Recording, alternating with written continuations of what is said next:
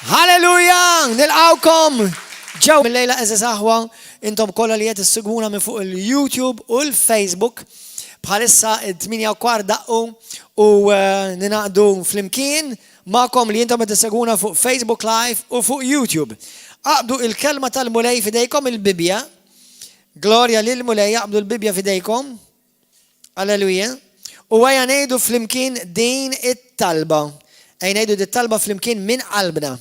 Mulej Qadis, grazzi tal-kelma tiegħek. Grazzi tal-Ispiritu Santu.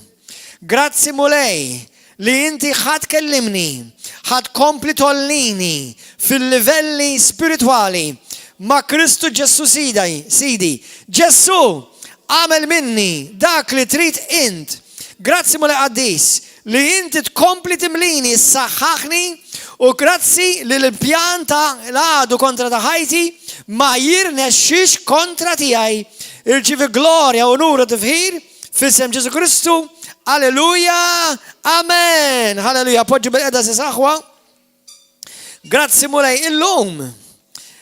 S-saħwa, matul l-erba, kun l-arta erba, qed namlu talim bħalissa fuq spiritu, ruħ u ġisem. Imma illum għal dan il-weekend il-mulej tani kelma speċifika. Infatti dawk minnkom li ma smajtux il-kelma li kelli il-ġimgħa l-oħra il-messaġġ għamiltulkom minn ġewwa l-offiċju tiegħi u nħeġġitkom biex intom tmorru tarawh id-dar għax nemmen li kun ta' inkoraġġiment għalikom. Però bħalissa il-kelma li l-mulej għal-polġili fuq qalbi hija propju għal dan iż-żmien. U l-mulej bl-aktar mod ċar irid jgħidilkom huwa magħkom. Il-mulej huwa miegħek u l-mulej mhux ħajtilqek u mhux ħajabbandunak. U wara da kollu li għaddej, nemmen li ġejja xi ħaġa kbira u glorjuża aħwa. Alleluja. Glorja lil mulej.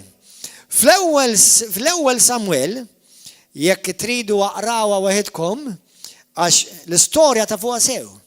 Hemm storja famuża madwar id-dinja anke mhux Kristjani jafu biha, l-istorja ta' Golija u David. Nies pagani jafu biha, nies qati jafu biha. Illum il-messaġġ li poġġieli f'qalbi l-mulej jismu xi ħaġa hekk. Irringrazzja lill-mulej għall-dewwa tiegħek. Irringrazzja lill-mulej għall-dewwa tiegħek. Għaliex, aħna ħafna drabi nitolbu lill-mulej biex iberikna.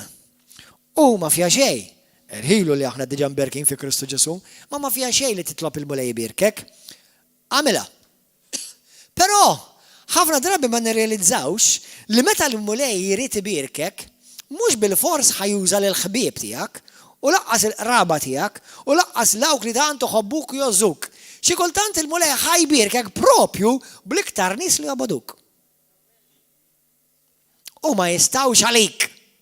U meta jarawk jaqilbulu l-istazzjon. Jon kalla jibqgħu jarawk u jaqbgħu jgegru ħin kollu. Ma naqbilx miegħu. Inta qilbu jekk ma taqbilx miegħi. I'm sorry, jekk inti ma taqbilx miegħu tkompli tarani, x'qed tgħid lilek innifsek? Li inti għandek naqra kuku? Għax jiena minn ma naqbilx miegħu għax naqra tal-programmi tiegħkom. Hello. Amen? Ma msomma. Anyway, praise God. Il-istorja ta' David kulħadd jafa. U aħna l-koll ngħaddu minn ħafna momenti differenti fil-ħajja tagħna. Illum il-kelma li għandi f'qalbi huwa biex jibnik u biex isaħħek u biex jagħtik tama u biex jagħtik kuraġġ. Dan huwa żmien il-mulej li qed jgħid il-Knisja tiegħu għamel kuraġġ għax jiena miegħek. Ħafna minna ngħaddu minn battalji fil-ħajja tagħna għax ġejna traduti. Kemm inkom xi darba ġejtu tradut? Illa llu kollha kemm inkom. Wow. Aħna niġu traduti. Aħna kemm il-darba ġejna offenduti. Tiġi majjar fil-ħajja. Tiġi misruq. Tiġi misluħ. Ġilet ma jtu għadik l-espressjoni misluħ? Sawwa. Tiġi misluħ. Jitċitjaw bik. Jikdbulek. Iħamġuk. Jikdbu kontra tiegħek. U dawn huma kollha weġġat. Kollha kif jgħidu bil-Ingliż scars. juża daw l-affarijiet għal ġid tagħna believe it or not. Għax aħna nafu li l-Iskrittura tal-limna li dak li l-għadu jġib kontra tagħna Alla jdawru favur tagħna. Iġifieri mhux biss m'hemm bżonn jibgħatlek anġlu l-mulej birkek, qabli jħalli demonju jiġi attakkak, u mbagħad idawru kontra d-demonju. Issa d-demonju mhux bil-forsi jkun devil jew diamond, qed jista' jkun persuna li huwa pupazz tal-għadu, u ħafna bid-drabi jekk ikunu, għax inti bħal hemm nies li jħobbu jagħmlu l-ġid, hemm nies li jqumu filgħodu u jippjanaw biex jagħmlu d-deni. Hekk tgħid il-ktib tal-Proverbi, tafu. U jien ma nafx li kif ċertu minnhom jissejħu Kristjani li mhumiex, anzi huma antikristjani, huma jaqdu huma pupazzi tal-Antikrist. Għax inti ma tistax ikollok il-Kristu u filgħodu tqum tippjana kif ħateqret u kif ħatgħajjar u kif ħatweġġa u kif ħatinsulta u kif ħatħammeġ lil xi ħadd li huwa maħsul bid-dem ta' Kristu. Bil-fors għandek id-demonju. Anka id-demonju kapaċi jgħid praise the Lord, imma ma jfisser xejn quddiem Alla. Amen? Anka d-demonju li Ġesu qallu int li bent Alla l-ħaj. Daqshekk ma twilix miġrid imma. Amen, halleluja. Grazzi Ġesu. Għalhekk isimgħuni waħwa, ħanilkom frażi. Inti u jien għandna bżonn lill-ledewwa tagħna. Kemm il-darba qomtu filgħodu u inti rringrazzjajt il-Alla għall-ledewwa tiegħek. Ilek ma tirringrazzja lill-Alla għall-ledewwa naqra tiegħek. Aħwa, inti u jien għandna bżonn ledewwa ħalli jiena u inti nilħqu id-destin li Alla għandu għalina. Ħafna drabi ma nirrealizzawx, imma li Alla juża propju lil dawk li huma ġew kontra tagħna biex lilna iktar jitfana fi promozzjoni l fuq. Għax dak li l-għadu jġib kontra tagħna biex jeqridna, Alla jdawru biex jollina u biex jġibinna promozzjoni fil-ħajja tagħna. Halleluja. Dak li l-għadu jġib biex jikisrek, Alla jużah biex jollik. Glorja lil mulej. Il-pjan ta' Alla huwa li inti tilħaq il-pjan tiegħu fil-ħajja tiegħek. Bekk jiena u inti nistgħu nġibu glorja lil Alla. Tafa di? Jiena u inti tajjeb nistgħu nġibulu glorja lil Alla meta nfaħruh, nberkuh u nkantawlu dak kollu glorja lil Alla. Imma l-iktar ħaġa li ħajtek tista' ġġib glorja lil Alla hija li inti twettaq il-pjan tiegħu f'ħajtek. U believe it or not, l-għadu ħajjejnek tasal hemm iktar qabel u iktar malaj. L-għadu tiegħek, dak li jobodok, dak li jgħid kontra tiegħek, dak li jgħid wara darek, dak li jipprova jħamġek huwa propju pupazz fidejn id-demonju, imma ftakar xtejn l-Iskrittura. Għax Alla jaf li d-demonju xorta ma jistax jagħmel xejn jekk Alla ma jħallihx. Meta l-għadu jagħmel xi ħaġa, għax Alla ħallih jagħmelha għax jekk irid, waqfu. Imma għaliex ma waqfux? Għax Alla ra n-naħa l-oħra tal-baħar. Alla ra n-naħa l-oħra tal-muntanja. Alla ra li l-għadu bħalissa jifraħ għax ħajweġġa lil-Gordon, u għax ħajweġġa lil-Joe, u għax ħajweġġa il-Mari. Imma l-għadu semra, l-għadu mux għet jara xet jippjana l-promozzjoni li għandu għal-Gordon wara, minħabba xamel dak li balalu l-għadu. L-għadu ma jafx kollox, Alla jaf kollox.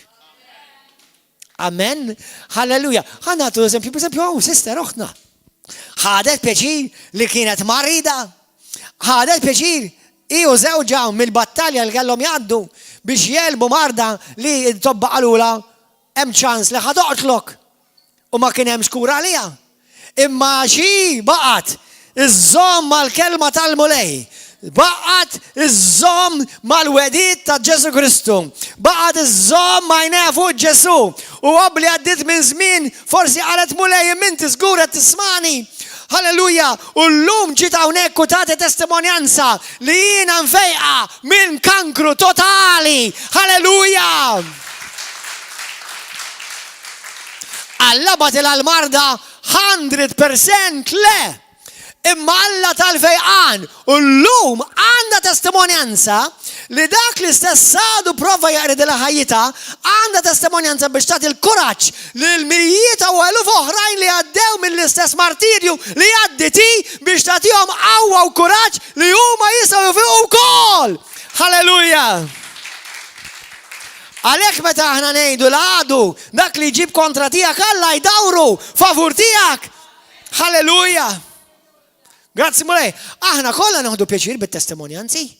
Ħadd minn da ma jiddejjaq jisma' xi testimonjanza ta' fejqan, jew xi testimonjanza ta' żwieġ li kien imkisser u ġie irrestawrat u l-tfal kienu l-bot mill-mulej u reġgħu dak kollu ġieħ. Imma meta nisimgħu testimonjanza ta' għaliex għax xi ħadd kellu test. Għandna testimonjanza xina u inti kellna test. Il-test ma naħdux pjaċir bih, imma meta naraw ir-riżultat li inti ġibt distinction, għaddejt, halleluja, hemmhekk nidu pjaċir. Amen? Grazzi mulej. U Alla bekk kabbar lili u lilek, bekk jiena u inti insiru nixbħu iktar il-Ġesu Kristu. Amen? Halleluja. Kulħadd jgħid Alla għandu pjan għalija. U l-ebda għadu mu ħajwaqqafni billi nikseb il-pjan Alla f'ħajti. F'isem Ġesu Kristu. Halleluja. Li kieku ma kienx Golija, kieku llum jiena u inti qatt ma smajna b'David. Kieku llum forsi kien konna x'imkien fil-Bibja fejn konna naqraw kien hemm wieħed raġel tajjeb u kien jirannaċ u jismu David. What's special about that? Imma kien hemm Golija, illum smajna b'raġel li qatel u qata ras il-Golija u dan ir-raġel jismu David, Gustux, Ruxxan. Alleluja. Allura Golija ma ġiex biex ikisser il-David. Golija de. Ma tistax toġob lil Alla. U mingħajr fidi ma tistax tirċievi xejn minn Alla. U l-fidi ma tagħmilx l-affarijiet faċli. Tagħmilhom faċli sister il-fidi. Il-fidi tagħmel affarijiet possibbli. Amen. Għalhekk tgħaddim it-test, għalhekk tgħaddim il-battalja, għalhekk tiġi masur. Imma hemmhekk meta tiġi masur, taf xejn il-mulej, dik hija fidi prezzjuża f'għajnejn il-mulej. Amen. Alleluja. Glorja l-mulej. Golija kien poġġut f'postu b'mod strateġiku biex jolli lil David. Hemm nies li jiġu kontra tiegħek. Għalhekk dil-ġimgħa jiena fuq il-Facebook qed tilkom itolbu Alla dewwa tagħkom u aħfrulhom. Aħfru lil min weġġak. Kemm minnkom tixtiequ barka speċjali. Itlob Alla dewwa tiegħek. Immedjatament tippożizzjona lilek innifsek għal barka speċjali. Jekk titlob għal min weġġek, jekk titlob għal min maqdrek, jekk titlob għal min jiġi kontra tiegħek, tkun qed tgħidlu grazzi Alla kritikajtni. Għax issa jiena di ħanuża bħala stepping stone biex jiena nagħmel aktar mal-mulej. Hemm xi ħaġa li jiena u inti kantajni għallum. U jidlik rasi biż-żejt. Il-kalċi tiegħi huwa jfajwalli. Meta jipprepara li tej mejda quddiem l-edewwa tiegħi. Ħanejdukom ħaġa ħwa, il-mulej jippożizzjonakom biex lilkom jippromotjakom mhux fil-moħħbi imma quddiem l-edewwa tagħkom jippromotjakom. Ara ibni, ara binti, int maqdarta, int provajt waqqafha, int provajt kissira, int provajt kisru, imma jiena ħanollek iktar. Jgħid il-mulej. Amen. Halleluja. Grazzi Ġesu. What can look like a setback is a setup to get you to your throne. Dak li jistejder, xi kultant aħna nitilfu job. Niġu mkeċċija mid-job, jew pereżempju jien naf il-kumpanija m'għandi bżonn iktar. Jew jiena nitlef xi ħaġa prezzjuża. U noħodha bi kbira. U jista' tkun xi ħaġa jiġi xi ħaġa li toħodha bi kbira, vera.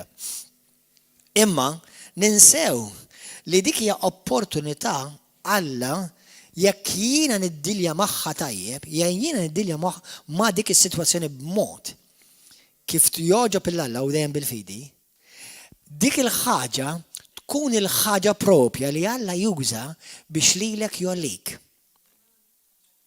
Dik il-ħaġa li ħadd ma juhu pjaċir jimrat u ħadd minnkom għandkom qatt taċċettaw il-mard bħala xi ħaġa normali li għax ma jiex minna. Imma il-marda li ġiet kontra tiegħek, inti ġildilha, iddilja magħha b'attitudni ta' fidi bħala bint u iben Alla l-ħaj, ħalli dik il-propja marda issir fejqan testimonjanza li tagħti glorja lill-Alla li t-tobba tgħidulhom jgħidulek ma nafx x'inhu da miraklu. Qed tifhmu? M'hemm xejn iktar b'saħħtu fis-saltna iktar minn testimonjanza ta' xi ħadd li għadda mill-prova. Jiena nista' ngħidlek l-iskrittura u inti tgħidli I don't believe it, imma jiena nista' ngħidlek minn xi għaddejt u m'għandekx għalfejn tgħidli xejn, dik hija t-testimonjanza tiegħi. Qed tifhmu aħwa? Halleluja. Aħna vera nidbirku u Alla vera jbirikna, imma tinsewx li ħafna drabi l-mulej ħajuża il-xaħat mhux għax Alla jqajmu ta' imma Alla jippermetti, ħanuża dik il-kelma jippermetti, ma tantx użaħħa fil-preaching tiegħek intom tinnotaw, imma ħanużaħħa għax ovvjament hemm affarijiet li jsiru fid-dinja li Alla mhux Alla abbadhom inizzjahom, imma peress li Alla tiġa jaf il-futur, Alla jgħid okej da qam biex iweġġa lill-ibni. Alright, ma issa dak li inti użajt, ħanużah iktar biex nippromawtih iktar. Ħantikom eżempju ċar. Mela ġimgħa ilu, mhux l-ewwel darba li jiena nkun fuq xi stazzjonijiet ta' Malta, sewwa apparti ħabejtek. Kien hemm programm li dak il-stazzjon Soper One kien hemm ukoll il-gwida, middera, tilfu l-boxra tal-gwida, tilfu l-gwida, ma domx il-gwida, din tilfu, ma domx il-gwida. U użaw xi ħaġa li jiena qed f'programm ta' ħabejtek, użawha barra mill-kuntest, sewwa biex li jħabbġuni. Sewwa x'għamlu? Mela number one, ħafna nies li jissapportjaw jew joħdu pjaċir jaraw il-Super One qalu li mhux ħajraħu iktar. Ħafna nies ħarġu għal-out kontra għax law l-ipokrazija li indunaw li qabdu il-video tiegħi, il-programm tiegħi, għatawh mhux sewwa biex li jġibuni qed ngħid affarijiet li mhux qed ngħidhom fil-programm. Indunaw bl-ipokrazija. X'għamlu? In-nies daħlu biex jaraw il-programm veru x'qed jien. Mela issa dak il-programm raw ħafna iktar minn nies li l-programmi l-oħrajn. Mela dak li għadu prova juża biex li kissirni Alla dawru biex iktar jaraw xil-ħmieġ ta' propaganda li bħassa pajjiżna għaddej minnu. Ħalli u iktar nies jitkellmu. Alleluja. Amen. Dil-ġimgħa ħafna qaluli grazzi Borden li qed titkellem, grazzi kompli għallimna, sal-ġimgħa sal-weekend. Il-bieraħ tal-għodun xi ħadd Bartli fuq il-programm li għadni kif għamilt il-fidi u l-politika. Kemm min nismaħħa dik il-gidba faħxija li tħallax il-politika mar-reliġjon.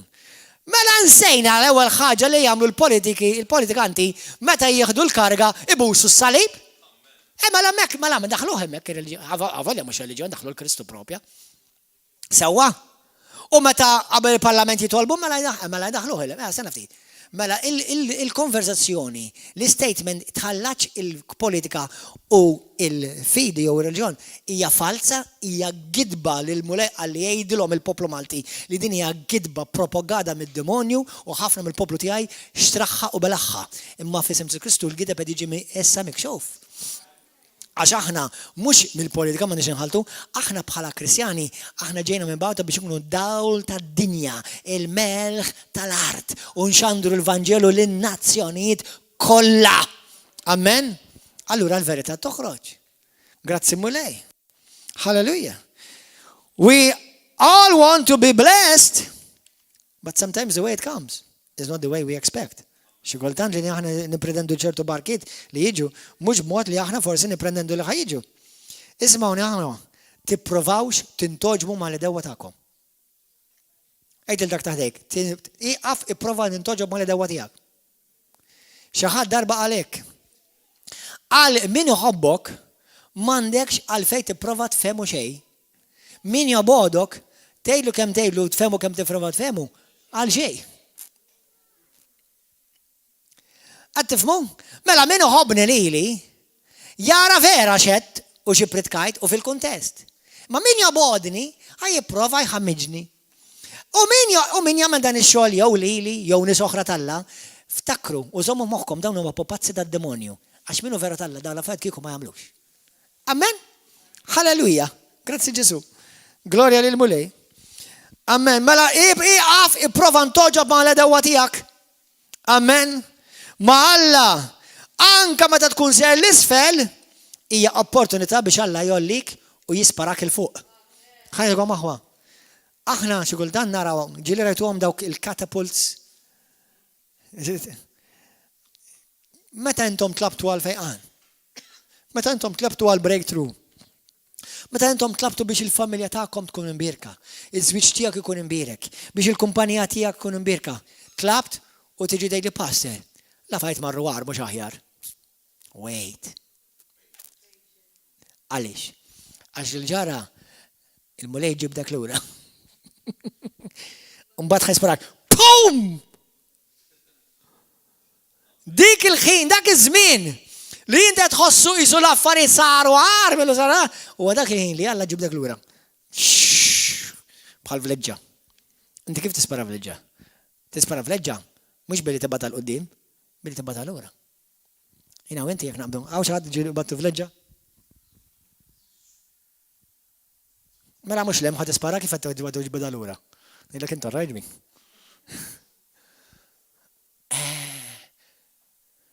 Amen. Ħantikom eżempju ieħor.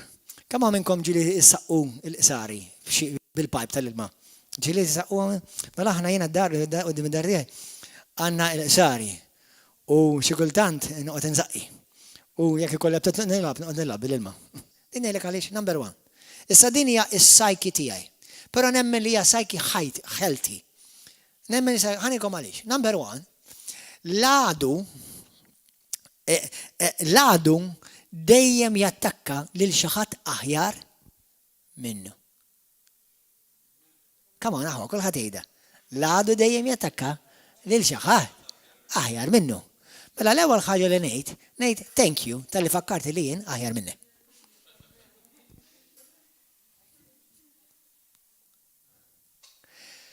Il-ħallil qatt ma jmur jisraq dar vojta.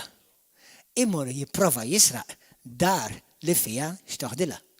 Mela grazzi fakkartni li jiena mimli bistoffa. B'abbundanza. Amen.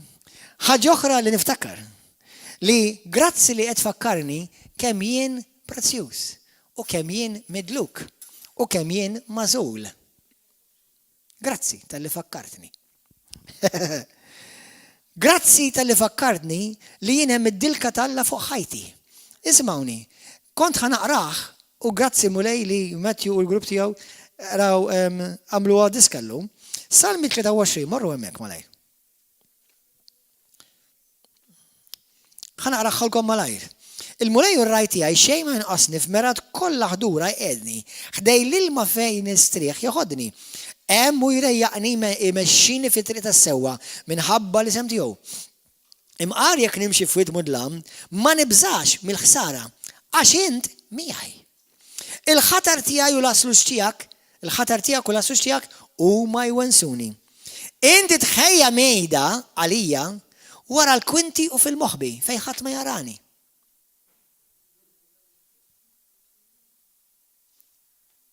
Inti tħejji mejda għalija kif tmu? Inti tħejji mejda għalija qudiem l-edewa tiegħi. X'inhi?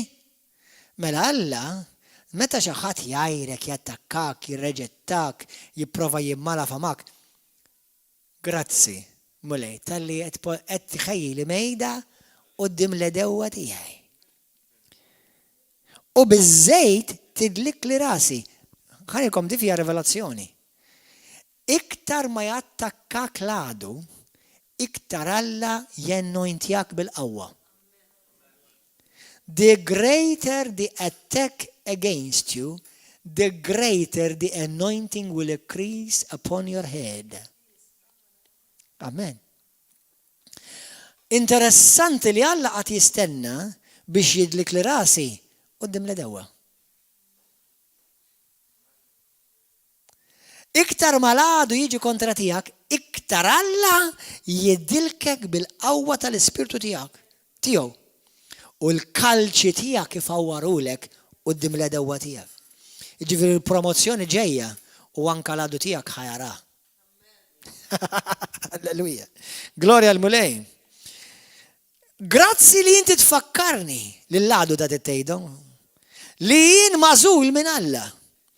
Għax li kieku jien minix bħal David, kieku jiena laqqas jisimaw bija.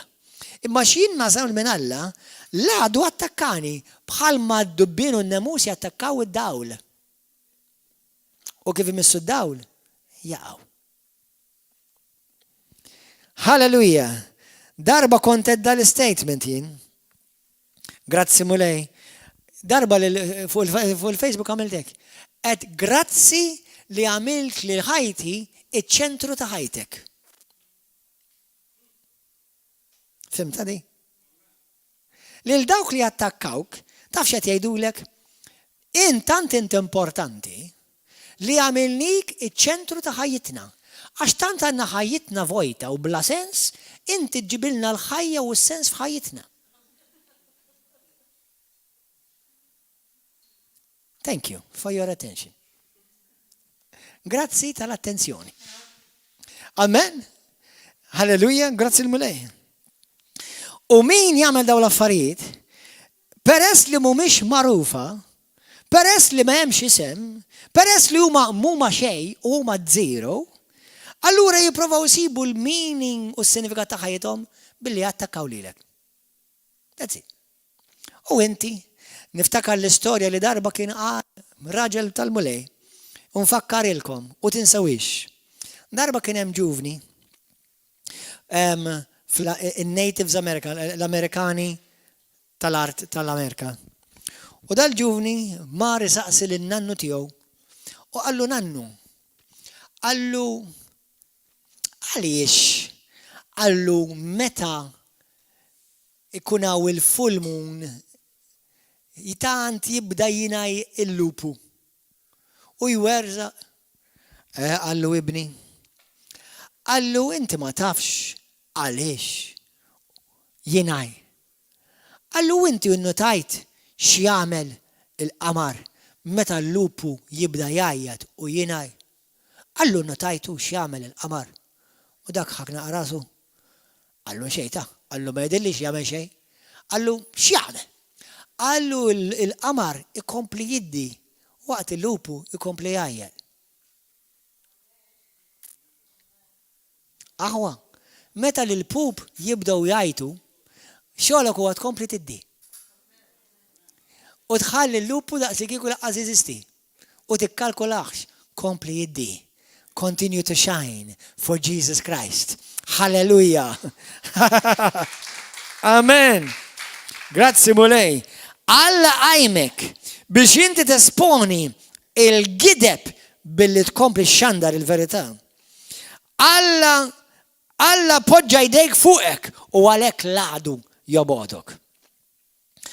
Il-poplu ta' madwarek jaraw li inti wieħed favorit minn Alla. U Alla dilkek u Alla għażlek. L-edewa tiegħek jirraġixxu kif jirraġixxu minħabba li jafu li ma jistgħu jagħmlu xejn biex iwaqfuk milli takkwista suċċess li Alla għandu għalik. La, li jagħmlu x'jagħmlu għal xejn. Anzi, iktar ma jagħmlu iktar u jkabbru s-suċċess tiegħek.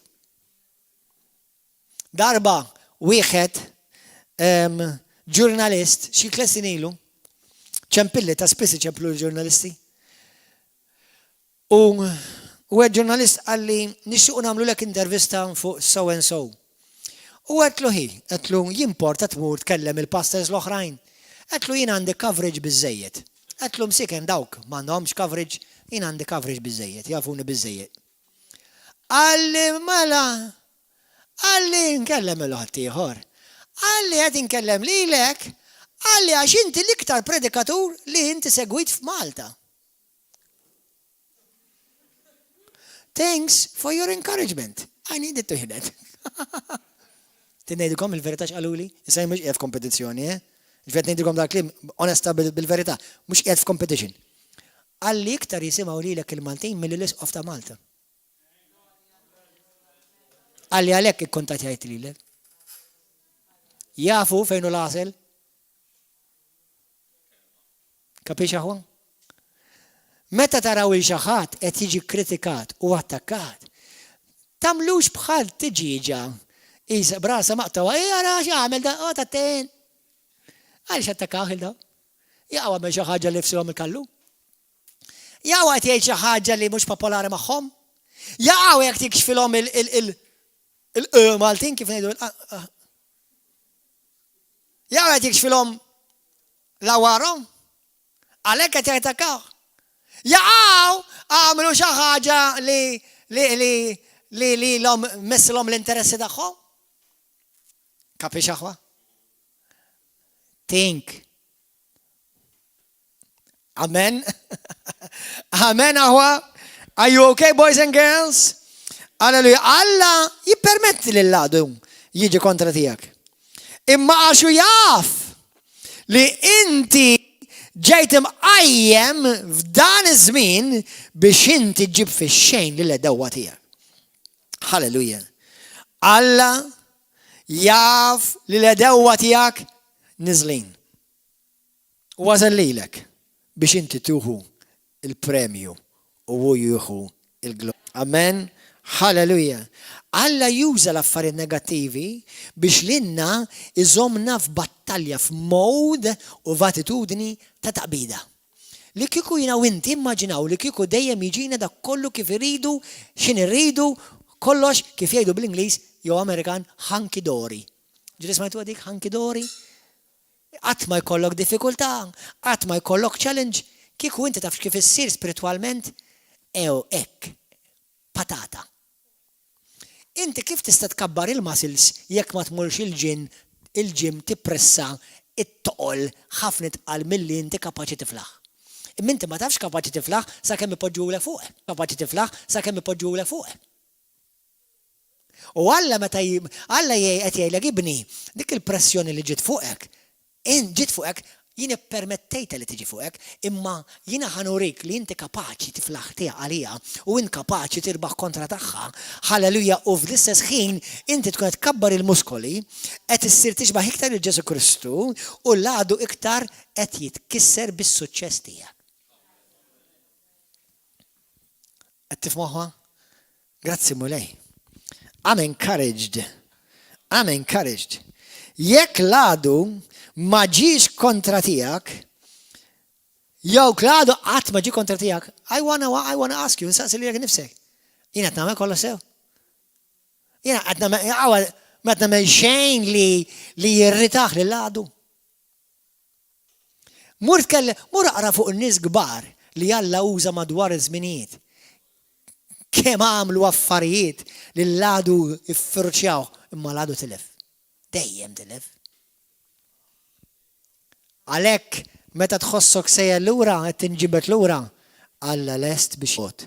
Ħalli tidher iktar u l-glorja tiegħu toħroġ iktar. Halleluja. Glorja lil Mulej Qaddis. U dak iż-żmien meta aħna ngħaddu minn diffikultajiet. Ħansemmu di tal-COVID. Id-diffikultajiet li l-Kristjani għaddu minnhom. X'għamel?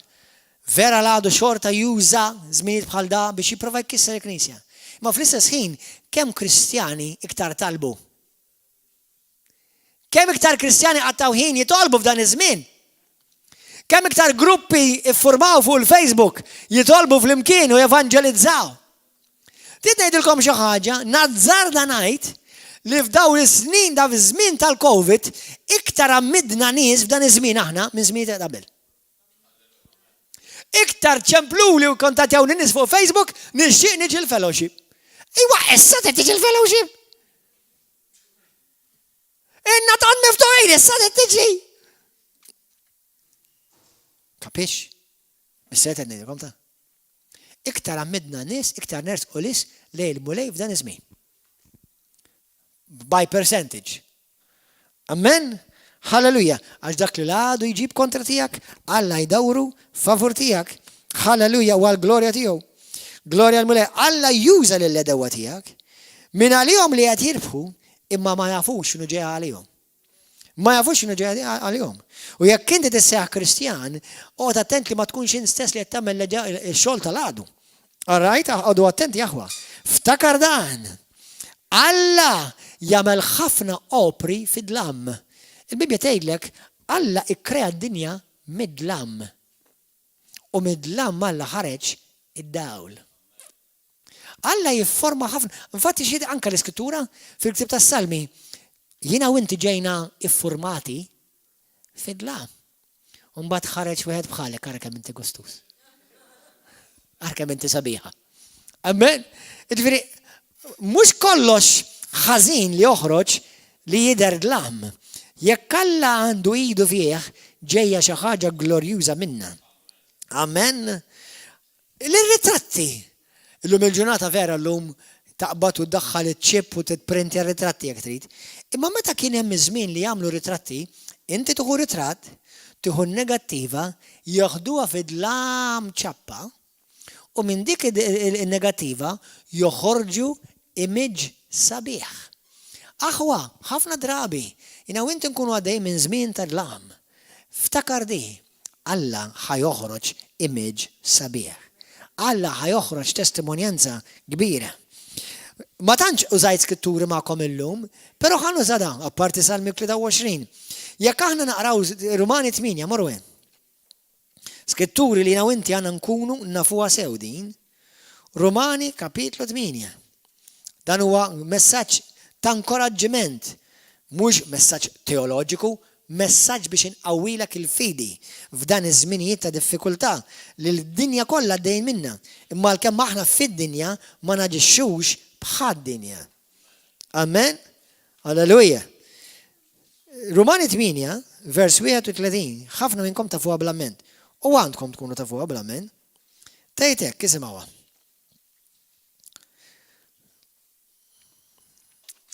30 u 31. X'ingħidu mela quddiem dan kollu? Jekk Alla huwa magħna, min jista' jkun kontra tagħna? Issa di tfisser, jekk Alla huwa miegħek, jiġi x'jiġri kontra tiegħek ma jirnexxix. Dik tfisser. Dak li tfisser. Amen, halleluja. Raġel tal-mulej kien jgħidek. Jekk Alla huwa magħna ma tagħmel l-ebda differenza x'jiġi kontra tagħna. Jekk Alla huwa miegħi ma tagħmel l-ebda differenza x'jiġi kontra tiegħi. L-importanti jiena u inti nkunu żgur li jiena miegħu ħalli hu jkun miegħi. That's all. That's all. Jiena m'għandi bżonn la l-gvern ikun miegħi. La l-oppożizzjoni ma jkun miegħi. U laqas ħafna li jsejħu aħwar jkunu miegħi, jiena kull ma jkun bżonn ikun żgur li Alla huwa miegħi. That's it. Amen. Halleluja. Grazzi Ġesu. Fil-ktib ta' Eżajija 54 vers 17, ħafna minnkom tafu bl-ammen di Skrittura. Tgħid l-ebda arma msawra kontra tiegħek ma tirnexxi. Eżiż aħwa. Fil-ktib ta' dik l-Iskrittura hemm żewġ wediet. Li l-armi ħajjiġu kontra tiegħek. Li l-għadu ħajjiġi kontra tiegħek. Il-mart ħajjiġi kontra tiegħek. Il-diffikultajiet u l-problemi ħajjiġu kontra tiegħek. Imma jiġi kontra tiegħek. Da waħda minnhom ma jkollha suċċess kontra tiegħek. Halleluja! Glorja lil Ġesu. Amen. Fil-ktib tas-Salmi, hemm skrittura oħra fejn tgħid kbar huma l-ħsarat jew mal-attakki kontra l-bniedem ġust. Imma l-mulej joħorġu minnhom kollha. Halleluja! Kollha! Amen! Grazzi Ġesu. Ek tgħidilna fis-Salmi 23. Brothers and sisters, can you come and give us some music, please? Gloria mulej. Anke jekk marda ġiet kontra tiegħek. Anke jekk problemi tax-xogħol, finanzi ġew kontra tiegħek. Taqtax qalbek għax il-mulej huwa miegħek. Alleluja. Il-mulej qed jippreparak biex jillonċjak ħalli jkollok testimonjanza glorjuża. Ġuda ukoll li tradixxa lil Ġesu kellu jkunu biex lil Ġesu jippreparah għal glorja li kienet ġejja. Aħwa, jekk xi aħwa li tafu minnhom li qed jilagħbuha ta' Ġuda, għidulhom joqogħdu attenti. Għax ikollhom l-istess tmiem tal-istess Ġuda li ġie kontra Ġesu Kristu. Għalhekk jiena u inti ma ngergrux. M'għandix għalfejn gerger. Għax jiena kull ma rrid nagħmel kull jum irid niftakar li Alla huwa miegħi.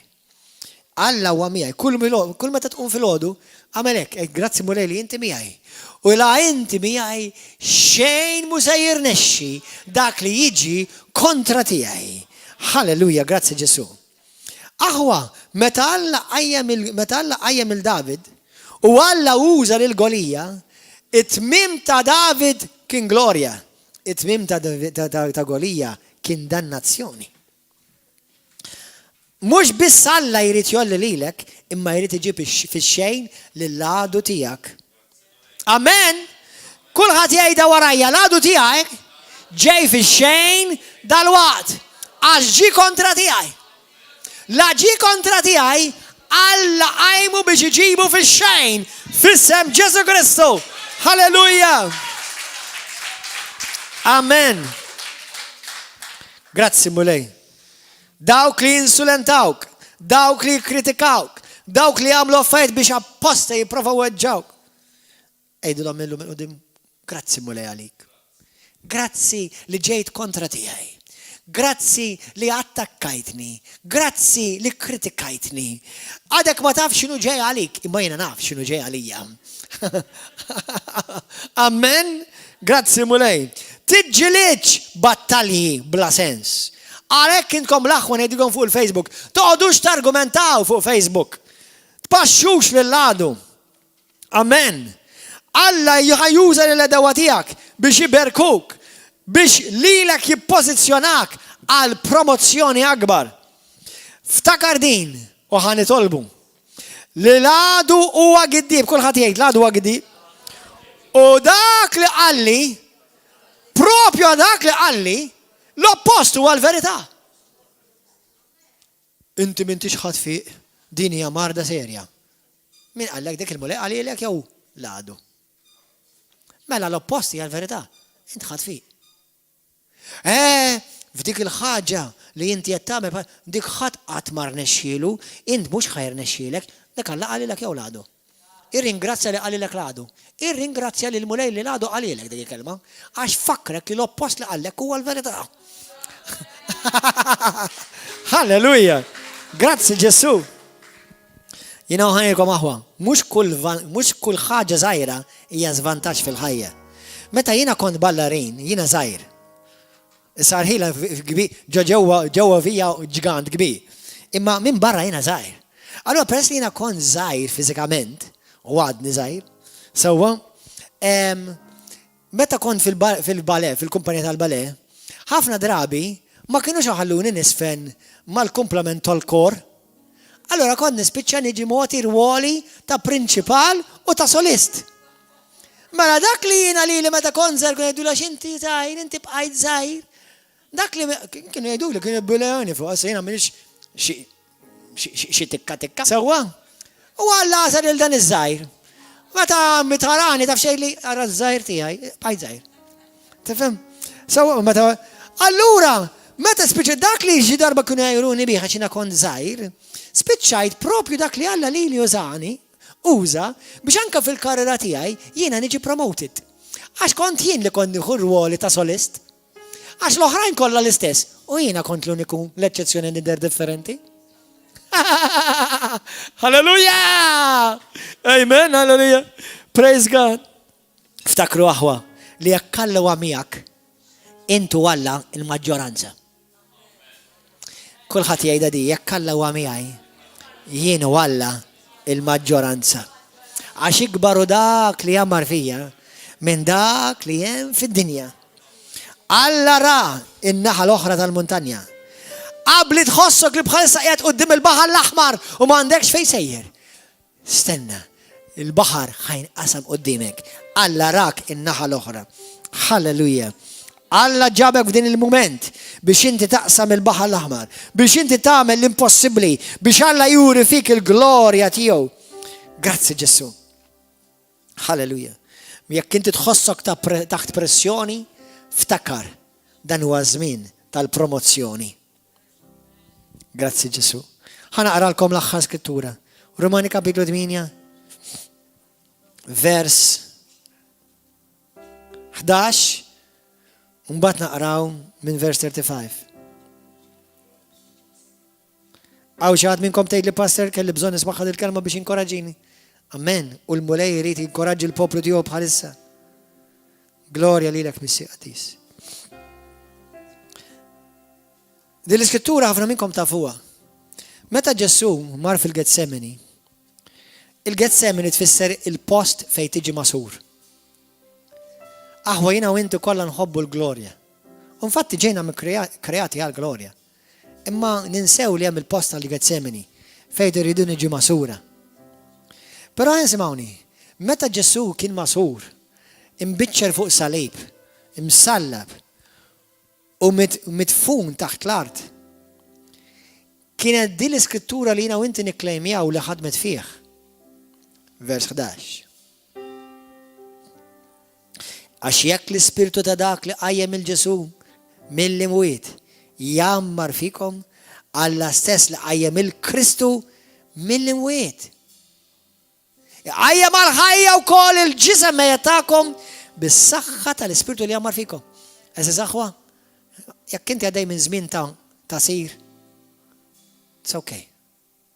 It's all right. Kollha ngħaddu minnu it-tasir. Però illum kollha ddeċiedu li din l-iskrittura taħdem f'ħajti. Dak li spess spirtu li qajjem il-Ġesu Kristu mill-imwiet huwa l-istess wieħed li ħajqajjem lilek ukoll. Għax din hija l-wedda tal-mulej. Iqajmek u joħorġok mis-sitwazzjoni li inti fi. U mhux biss joħorġok, imma joħroġ b'qawwa tal-qawmin ta' Sidna Ġesu Kristu minn ġo fih. Halleluja. U minn vers 35, 35 go there. Ħan nispiċċaw b'din l-iskrittura. 35. Glorja lilek Mulej Qaddis. Min se jifridna mill-imħabba ta' Kristu? It-taħbit, id-dwejja, il-persekuzzjoni, il-ġuħ, l-erat, il-ġrib, il-xabla. Bħalma huwa miktub minħabba fik il-jum kollu jikkundannawna l-mewt. Jodduna bħal naċ għal-qatla. Imma f'dan kollu aħna aktar minn rebbieħa bis-saqqa ta' dak li ħabna għax jien żgur li la l-mewt, la l-ħajja u la l-anġel u la l-qawmiet, la l-qawwiet, la żmien ta' issa u laqqas dak li ġej, la s-setat, la l-għoli u lanqas il-font u ebdaħ li oħra ma jistgħu qatt jifirduna mill-imħabba Alla li deret fi Kristu Sidna Ġesu. Alleluja. Kulħadd jgħid warajja Missi Qaddis. Grazzi tal-edewwa tiegħi. Għax li kieku ma jkunux huma, jien ma nisaħħax. Jien minix qed niġi ippreparat għal ġranet ta' glorja tiegħi. Li kieku ma kienx imħabba l-edewwa tiegħi, li kieku jien dik il-promozzjoni ma ħadtix, dik id-dar ġdida ma tħallx fiha. Dik il-persuna oħra li llum tanti għażiża f'ħajti, kieku jien ma ntqajtx magħha. Mulej grazzi li dak kollu li għadu iġib kontra tiegħi. Inti dejjem iddawru favur tiegħi. Għax inti wetni mulej li jekk inti tkun miegħi u inti miegħi, xejn minn dak li jiġi kontra tiegħi ma jista' jirnexxi. Illum jien dikjara li jinsejr il-fuq u mhux l-isfel. U dak kull il-għadu jagħmel għalija u kontra tiegħi ħajservi biss biex jkun pedestal biex jiena nola iktar il-fuq mal-mulej. Grazzi mulej. Grazzi. Għax inti diġà rajtni naqsam il-Baħar l-Aħmar. Diġà rajtni imqajjem bil-qawwa tal-qawmien tiegħek. Diġà rajtni wara l-muntanja. Diġà rajtni fil-post tal-glorja tiegħi. U miegħi ħatolli oħrajn mulej biex isiru jafuk u jaraw il-qawwa tiegħek u jaraw it-tjubija tiegħek mulej. Grazzi tas-salvazzjoni, grazzi tal-li salvajtni, grazzi tal-li taħsilni bid-dem ta' Ġesu Kristu, grazzi li inti ma tikkondannanix, grazzi li inti ħfirt li d-nubieti kollha. Grazzi mulej. Grazzi ta' din il-kelma li inti ippermettejt li l-Golijas jiġu f'ħajti biex jien nola u biex jien niġi glorifikat u niġi premjat f'din il-ħajja permezz ta' Kristu Sidi. Halleluja. Amen. Ejja umu bil-wifqa. Jekk inti qed tara dan il-messaġġ u dan il-messaġġ mislek qalbek, Ġesu jħobbok, Ġesu jixtieq salvak u Ġesu jixtieq jinvadilek ħajtek bil-preżenza tiegħu. Kull m'għandek tagħmel jgħaddur b'ħajtek lejh u tiċċivih f'ħajtek. Ejlu dit talba minn qalbek jekk inti titil Ġesu f'ħajtek illum għal-ewwel darba. Ejlu Ġesu, ejja f'ħajti. Salvani mulej, kun inti s-sit u s-salvatur tiegħi. Aħsilni bid-dem prezzjuż tiegħek, imlejni bl-Ispiritu Santu u millum il-qudiem użani għall-glorja tiegħek. Illum jiena nindem minn nubieti u b'qalbi kollha indur lejk mulej. Grazzi tal-li smajtni, grazzi tal-li salvajtni. Illum jien ta' Ġesu Kristu, nubieti maħfura, ismi miktub fi ktib tal-ħajja, nagħtik glorja u tifħir mulej. Halleluja. Amen. Għatu ċabċipa l-mulej għawa. Halleluja. God bless you YouTube. God bless you Facebook. Narawkom għada fil-ħodu fl-10 ta' fil-ħodu għawnek. U l-erba li ġej fil-seba kalajrit. L-paċi ma'kom. God bless you. Narawkom.